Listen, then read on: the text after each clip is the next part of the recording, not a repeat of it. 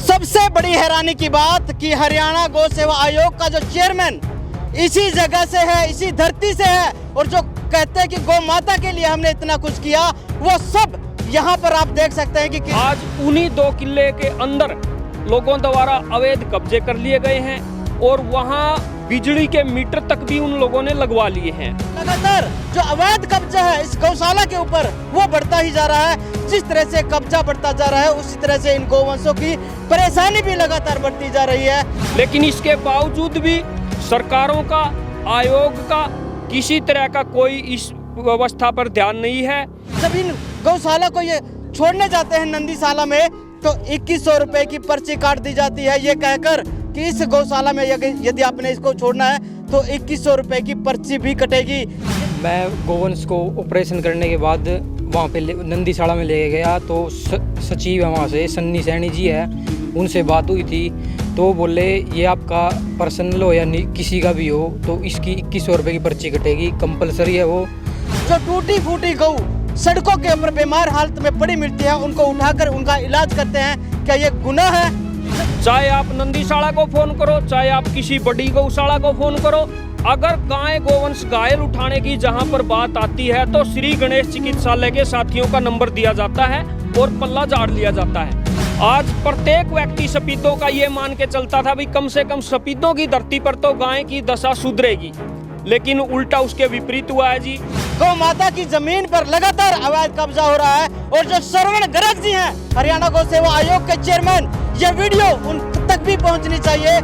तो ये मिट्टी वगैरह जो एसडीएम साहब ने और जो श्रवण गर्ग जी ने डलवाई थी जी, उसके बाद ये मिट्टी वाली जगह पे इन्होंने अवैध कब्जे अपने कर लिए जी।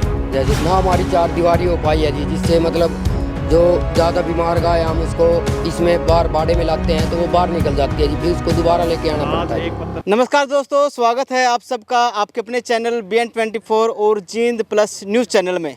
मैं हूं आपके साथ दीपक पोपड़ा और इस वक्त हम मौजूद हैं सफेदों के श्री गणेश चिकित्सालय एवं गौशाला के अंदर।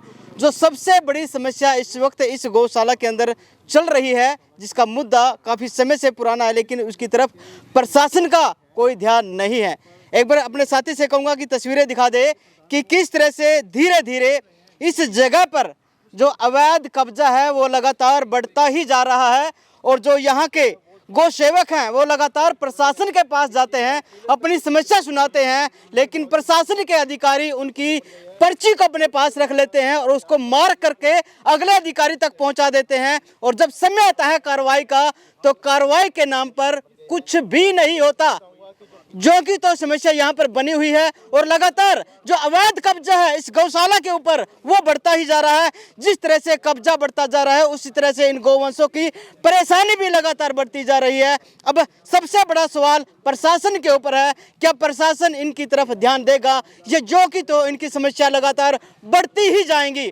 आइए बातचीत करते हैं यहाँ पर जो गौ सेवक हैं, जो टूटी फूटी गऊ सड़कों के ऊपर बीमार हालत में पड़ी मिलती है उनको उठाकर उनका इलाज करते हैं, क्या ये गुनाह है?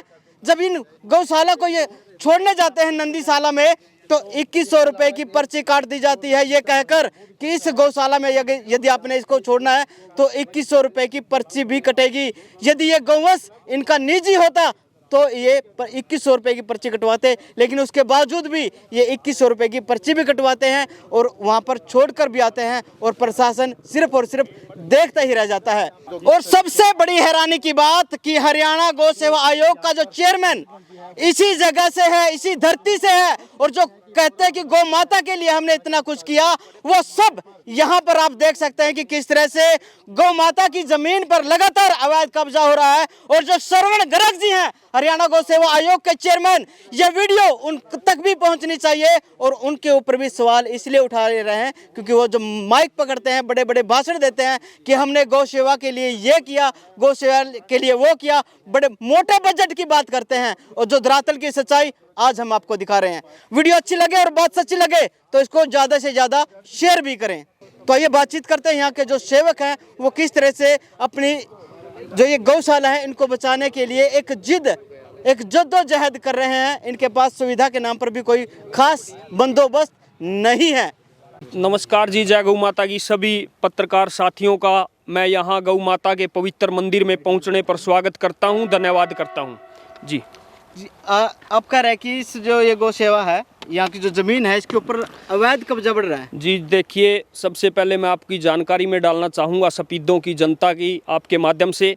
20 अगस्त 2016 को एक यहाँ सपीदों नहर पटड़ी नज़दीक बीओ ऑफिस के पास एक श्री गणेश विकलांग गो चिकित्सालय के नाम से एक गौशाला का शुभारंभ किया गया था, जिसमें हमारा मुख्य कार्य यह रहता है कि सड़कों पर जितना भी बेसहारा गोवंश का एक्सीडेंट होता है, नालों में पड़ कर के घायल होती हैं या किसी गली मोहल्ले चौक चौराहे पर बेसहारा अवस्था में बीमार पड़ी हुई हैं, उन्हीं की सेवा हमारे इस चिकित्सालय में करी जाती है। लेकिन इसी के चलते जैसे ही लंबा समय बीत गया है, 2023 जो लग गया है 2016 से, हम शुरू से लेकर के आज तक एक ही समस्या से जूझते आ रहे हैं, और वो समस्या है जगह की कमी।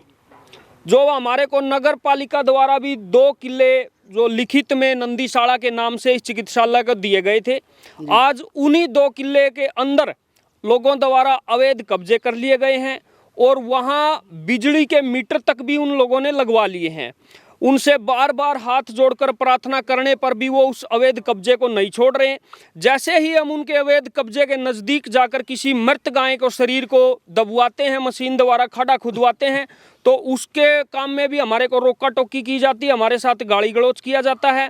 और आप जैसे देख ही रहे हैं, जो गोबर पाथने वाली जो लेडीजें हैं, उन्होंने भी गौशाला की ज़मीन के अंदर छड़े वगैरह अड़ा करके वहाँ बिटोड़े रख लिए गए हैं। तो आपने प्रशासन से शिकायत की? जी बिल्कुल, आप ये जो मेरे हाथ में कॉपी देख रहे हैं, नगर पालिका द्वारा दी गई है और एसडीएम कार्यालय में दी गई है, और माननीय श्रवण गर्ग जी को भी हमने इस लेटर पैड के माध्यम से सूचना दी है। जितने भी शहर के मुख्य अधिकारी हैं, सभी तक हमने ये अपना जो मांग पत्र है पहुंचाने का काम किया है। लेकिन जैसे ही एसडीएम साहब के पास जाते हैं, वो नगर पालिका के सेक्रेटरी को मार्क कर देते हैं। नगर पालिका के सेक्रेटरी के पास हम जब जाते हैं, वो कहते हैं भाई इस विषय पर चर्चाएं चली हुई हैं, बात चली हुई हैं। मैंने हाथ जोड़कर प्रार्थना करी थी एसडीएम साहब से, मगर सर एक बार आप वहां मौके पर आकर विजिट कर लें, लेकिन हमारे को 1 हफ्ते की छुट्टी का हवाला दे करके हमारे को रोक दिया गया था। तो मैंने जैसे ही उसका 1 हफ्ता भी इंतजार किया, लेकिन दोबारा से माननीय एसडीएम साहब यहाँ मौके पर नहीं आए। मैं उनसे आपके माध्यम से गुजारिश करूंगा कि वो कम से कम एक बार अपनी आंखों से इस सेवा को मद्देनजर रखें, और ये जो हमारी मुख्य मांग ज़मीन की है वो हमारी पूरी करें। क्योंकि देखिए, आने वाले समय में रोड एक्सीडेंट की घटनाएं भी बढ़ती हैं, जो बगैर हमारे गरील के खुले नाले पड़े हुए हैं, उनमें भी गोवंश आए दिन गिरता है, चोटिल होता है। और जो बेसहारा गलियों में जो गोवंश बीमार अवस्था में पड़ा है, उसकी भी संख्या दिन पर दिन बढ़ती जा रही है, क्योंकि खाने को कुछ है नहीं। गोवंश जितना भी है प्लास्टिक कूड़ा कचरा ही खा कर अपना पेट भर रहा है, जिसमें आए दिन गोवंशों की बीमार हालत में सूचना प्राप्त होती है। और दिन रात मैं आपके माध्यम से सफीदों की जनता को भी बताना चाहूँगा, सफीदों से 40 किलोमीटर के दायरे में कोई भी घायल बीमार बेसहारा गोवंशों का चिकित्सालय नहीं है। हम पिल्लू खेड़ा से, असंध से, मतलोडा से और भी दाएं बाएं से हम जितना भी गोवंश बीमार अवस्था में हमारे को सूचना मिलती है, रात के समय और दिन के समय 24 घंटे हम उठाने का काम करते हैं। लेकिन इसके बावजूद भी सरकारों का, आयोग का किसी तरह का कोई इस व्यवस्था पर ध्यान नहीं है। मैं सभी से हाथ जोड़कर प्रार्थना करूंगा कि अगर ये बात हमारी ज़्यादा दिन तक आप लोगों ने इग्नोर करी, तो कहीं ना कहीं सफीदों की धरती पर ही गोवंशों का बुरा हाल हो जाएगा और ये सेवा हमसे छूट जाएगी। हरियाणा गौ सेवा आयोग के जो चेयरमैन हैं श्रवण गर्ग जी, वो यहीं से बिलोंग करते हैं? जी बिल्कुल, यहीं से सफीदों की धरती के जाने माने व्यक्ति हैं। जिस समय सरकार के द्वारा उनको चेयरमैन घोषित किया गया था, सबसे ज़्यादा खुशी मुझे लगता है कि सफीदों के गौ भक्तों को हुई थी। लेकिन जितना भी कार्य हुआ उसके विपरीत हुआ। आज प्रत्येक व्यक्ति सफीदों का ये मान के चलता था भाई कम से कम सफीदों की धरती पर तो गाय की दशा सुधरेगी, लेकिन उल्टा उसके विपरीत हुआ है जी। मैं नहीं, ये सभी का सभी आपके समक्ष है। बिल्कुल, आप भी देखते हैं आए दिन पत्रकार साथियों को भी लोगों द्वारा सूचनाएं दी जाती हैं, और जहां पर भी हम मौके पर जो किसी केस को, ट्रीटमेंट को या नाले पर कोई रेस्क्यू करते हैं, तो आप लोगों की मदद हम लेते हैं। सभी के सभी कारनामे आप लोगों के सामने हैं। मुझे नहीं लगता कि सफीदों में कोई दशा सुधरी है। बिल्कुल नहीं सुधरी देखिए जिस तरह से आप कह रहे हैं अवैध कब्जे लगातार बढ़ रहे हैं और मीटर लग चुके हैं, मीटर के बाद अगली फिर तैयारी होगी। जी जी जी बिल्कुल। देखिए आज के समय किसी एक आम व्यक्ति को अगर अपने घर के मीटर का नाम बदलवाना है या नया मीटर कार्यालय से लेना है तो हजारों डॉक्यूमेंट कार्यालय विभाग उनसे मांगता है, लेकिन यहाँ ना किसी की रजिस्ट्री है, ना किसी का इंतकाल है, ना कोई नक्शा पास है। उसके बावजूद भी मैं बिजली बोर्ड से ये पूछना चाहता हूँ, आपने खुद अपने बलबूते पर मीटर लगा करके बिजली की व्यवस्था उन लोगों की दी है, आने वाले समय में उन लोगों को पानी का कनेक्शन मिलेगा, उसके बाद उन्हीं कब्जाधारियों को पक्के मकानों पर लेंटर लगेंगे, जिसके बाद ना कोई सरकारी अधिकारी कोई कुछ पर कर पाएगा और ना ही कोई बिजली महकमा या कोई अन्य सरकारें। क्या इस कब्जे के अंदर किसी भूमि माफिया की भी कोई एंट्री है? जी देखिए ऐसा कोई सुनने में नहीं आया है, कोई भूमाफिया का यहाँ कोई कब्जा नहीं है, सिर्फ ये एक सेवक लोग हैं और जमीन जो खाली देख करके बढ़ जाते हैं। किसका है? जी जी आसपास के जो भी स्थानीय लोग यहाँ के हैं खाली जगह देख करके वही अपने वहाँ पे बांस गाड़ते हैं, पिलर गाड़ते हैं और उसी थोड़ी थोड़ी जगह में अपने इस्तेमाल में लेने का काम करते हैं। मीटर मिला है तो कहीं ना कहीं ऊपर तक बिजली पकड़ता है। जी बिल्कुल, मैं यही आप लोगों के माध्यम से उन सरकारों से पूछना चाहता हूँ, भाई एक व्यक्ति को तो मीटर लेने में हजारों डॉक्यूमेंट आप मांग लेते हो, लेकिन एक कब्जाधारी जगह को आप मीटर आसानी से दे देते हो, ना आपको कोई रजिस्ट्री चाहिए, ना आपको कोई इंतकाल चाहिए। अगर वो जो मीटर मिला है वो पूरे के पूरे सरकारी सिस्टम में चढ़ा हुआ है, लेकिन आपने किस बेस पे उसको दिया है, ये बिजली महकमे का भी एक पूछने का सवाल है। जी जी बिल्कुल। देखिए जब हम इस गौशाला में बिजली बोर्ड की बिजली इस्तेमाल करते हैं तो हमारे को भी कहा जाता है भाई इसके मीटर लगवाओ, इसके डॉक्यूमेंट पूरे करो, आप ऐसे कैसे बिजली बरत रहे हो। लेकिन मैं पूछना चाहता हूं जी उन कब्जाधारी लोगों से भी आपका ये सवाल बनता है, भाई आप क्यों यहाँ मीटर दे रहे हो, स्थायी इसको नागरिकता इस जगह की दे रहे हो, इनके अधिकारी शायद दे रहे हैं। बिल्कुल जी बिल्कुल बिजली चोरी कर रहे हो जी बिल्कुल। हमने तो मीटर की फाइल लगाई हुई है और प्रशासन के पूरे नॉलेज में जो ये सेवा के माध्यम से जो बिजली चली हुई है वो सेवा के माध्यम से जैसे मंदिरों को दी जाती है ऐसे ही इस गौशाला के मंदिर को बिजली दी गई है। आपको इस गौशाला के लिए जो सरकारी सहायता है वो कितनी मिली हुई है? जी सरकारी सहायता लगभग हमारे को 6 महीने में 8 महीने में आयोग की तरफ से 50-60 हज़ार रुपये का चेक जो है वो दवाइयों के रूप में हमारे को मिलता है। इसमें काम चल जाता है क्या वो बिल्कुल ये नाम मात्र है, ऊँट के मुंह में जीरे के समान है, क्योंकि लगभग 150 प्लस से गायें जो आज के समय यहाँ पे मौजूद हैं, 7-8 हज़ार रुपये की तो दवाई 2 से 4 दिन के अंदर ही यूज हो जाती है। और इसके अलावा जो टिक्के लगाकर हम बाहर के गोवंशों को, सड़कों के गोवंशों को जो इंजेक्शन वगैरह दवाइयाँ वगैरह दे करके वहीं छोड़ने का काम करते हैं, वो दवाई भी इसी में शामिल है। तो ये जो खर्चा है वो कहाँ से चलता है फिर आपका? जी देखिए क्या पब्लिक का सहयोग मिलता है? बिल्कुल बिल्कुल मिलता है, दानी सज्जनों का बहुत हमारे को सहयोग मिलता है और मैं उन दानी सज्जनों का शुक्रगुजार भी हूँ। उन्हीं के बलबूते पर जो हमने यहाँ 4 व्यक्ति जो रखे हुए हैं सैलरी पर, उनकी तनख्वाह निकल जाती है और वो दिन रात इस गाय की सेवा में लगे रहते हैं। रात को यहाँ पे कोई चौकीदार नहीं है, उसके लिए कैसे किसी तरह का कोई चौकीदार की कोई व्यवस्था नहीं है। मैं प्रशासन से मांग करूंगा कम से कम एक होमगार्ड की ड्यूटी यहाँ पे लगाई जाए, क्योंकि ये जो चिकित्सालय है ये शहर के एकांत के कोने में है। यहाँ से एक तरफ सड़क पानीपत रोड पे जाती है, एक तरफ गुआना रोड पे जाती है और रात के समय पूरा एरिया सुनसान है। हमारे को इन 150 गोवंशों की रक्षा करने में भी कहीं ना कहीं असमर्थता का सामना करना पड़ रहा है। और बिल्कुल जो भी बच्चे वहाँ यहाँ पर रात को सोते हैं डर के साए में सोते हैं, बिल्कुल डर के साए में सोते हैं। आज कृषि मंत्री और पशुपालन मंत्री यहाँ पर पहुंचे थे, जी, जी, गौशाला को 5-5 लाख रुपए दिए जी, गए, जी। आपको 2 लाख रुपए दिए। सिर्फ क्या यहाँ भी भेदभाव है? जी देखिए आपके सारा मामला आपके सामने है।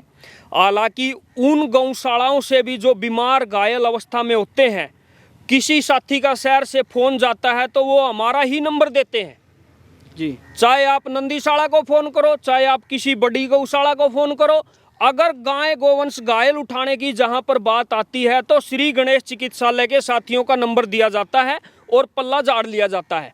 मैं अपनी तरफ से आप लोगों के माध्यम से पूरा दावा करके ये बात कहता हूं, अगर रात को कोई 2 बजे भी घायल गोवंश की सूचना मेरे को देगा तो जब तक मैं उस गोवंश को उठा करके गौशाला नहीं लेके आऊंगा तब तक मैं चैन से नहीं सोऊंगा। नहीं, भेदभाव को लेकर जो आज 2 लाख की ग्रांट दी गई है। जी बिल्कुल है, ये आप लोगों के सामने ही है। जहां पर 10-15 लाख रुपए का खर्चा तो साल का अवेलेबल है, लेकिन साल में 50,000 रुपये से क्या फायदा लगता है। ये सिर्फ एक वाहवाही लूटने का काम है, अनदेखी की गई है। बिल्कुल अनदेखी की गई है। हमारी एक ट्रैक्टर ट्रॉली की मांग है, 4 दीवारी की मांग है। अगर हमारे पास जगह बढ़ती है, हमारे पास कार्य करने की अक्षमता बढ़ती है, ट्रैक्टर ट्रॉली की व्यवस्था होती है, तो मैं और भी, आज तो मैं 40 किलोमीटर के दायरे की बात करता हूँ, 60-70 किलोमीटर के दायरे से भी अगर कोई गोवंश मेरे को उठा के लाना पड़ा और सफेदों की धरती पर उसका इलाज करना पड़ा तो मैं दिन और रात करूंगा, लेकिन सरकारों का सहयोग चाहिए मुझे। क्या चेयरमैन की तरफ से कोई पर्सनल ग्रांट दी गई है आपको? जी जी नहीं, कोई भी पर्सनल ग्रांट नहीं दी गई है। जो भी दिया गया है 1 लाख रुपए की हमारे प्रधान जी बता रहे हैं जो इन्होंने ग्रांट दी गई है। मैं उनके लिए उनका बहुत बहुत शुक्रगुजार हूँ। एक चीज जानना चाहता हूँ जी जो अब गोवंश ठीक हो सकता है जी जी जी और फिर उसको आप वहाँ पे शिफ्ट करते हैं तो उसकी क्या प्रक्रिया होती जी बिल्कुल शिफ्ट करते हैं। उनके ये एक भाईचारे के सहयोग मांगकर भाईचारे के हिसाब से हमने कुछ गोवंशों को उनके पास शिफ्ट किया है, जो यहाँ से पूरी तरह स्वस्थ हो जाता है। उसके रख रखाव की व्यवस्था हमारे पास कम होती है, तो उसमें उन गौशाला वालों ने बड़ा अच्छा हमारे को सहयोग किया। तो क्या पर्ची कट जाती है आपकी? जी बिल्कुल, देखिए सावन जी हमारे साथी हैं, गौ सेवा दल के उप प्रधान हैं। एक वाकया आदर्श कॉलोनी में ऐसा हुआ था, जो एक बेसहारा गोवंश था बड़ी अवस्था का, उसका 7.5 घंटे ऑपरेशन किया गया था और जैसे ही ऑपरेशन करके हमने रात को 2:30 बजे उसको वहाँ छोड़ दिया, लेकिन वो गोवंश कुछ अगले घंटे तक होश में नहीं आया। जैसे हमने अगले दिन अपनी गाड़ी से ले जा करके उसको नंदीशाला में छोड़ने का प्रयास किया तो उस समय मैं मौके पर नहीं था, हमारे साथी सावन जी मौके पर थे। जो भी घटना हुई है या जो बात हुई है वो आप इनसे रूबरू करें। बताएंगे सावन जी क्या हुआ था? मैं गोवंश को ऑपरेशन करने के बाद वहाँ पे नंदीशाला में ले गया तो सचिव है वहाँ से, सन्नी सैनी जी है, उनसे बात हुई थी।